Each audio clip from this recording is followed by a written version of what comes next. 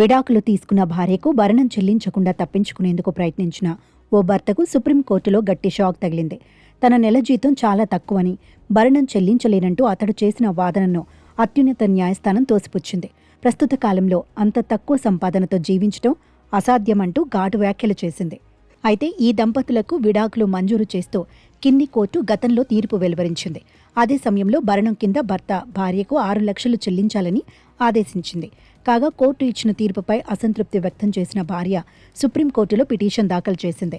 భర్త ఇచ్చే భరణం సరిపోదని, పోషణ నిమిత్తం జీవితాంతం నెలకు 12,000 భరణం చెల్లించాలని, లేకపోతే ఒకేసారి 30 లక్షలు చెల్లించాలని కోర్టులో దాఖలు చేసిన పిటిషన్లో పేర్కొంది. అయితే తన నెల జీతం కేవలం 9,000 మాత్రమేనని, అంటే రోజుకు సుమారు 325 రూపాయలు సంపాదిస్తున్నానని సదరు భర్త కోర్టుకు వివరించారు. ఇంత తక్కువ ఆదాయంతో అంత భరణం ఎలా చెల్లించగలనని ప్రశ్నించారు. ఈ వాదనపై తీవ్రంగా స్పందించిన సుప్రీం ధర్మాసనం, ప్రస్తుత ఆర్థిక పరిస్థితుల్లో ఒక వ్యక్తి రోజుకు కేవలం 325 మాత్రమే సంపాదిస్తున్నాడంటే అది నమ్మశక్యంగా లేదని, ఇది అసాధ్యమని స్పష్టం చేసింది. భరణం చెల్లింపు బాధ్యత నుంచి తప్పించుకోవడానికే ఇలాంటి కుంటి సాకులు చెబుతున్నారని కోర్టు అభిప్రాయపడింది.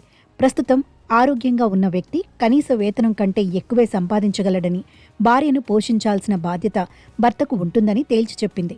ఏ కంపెనీ అయినా కనీస దినసరి వేతనం కంటే తక్కువ చెల్లిస్తుందని నమ్మడం కష్టమని ధర్మాసనం వ్యాఖ్యానించింది.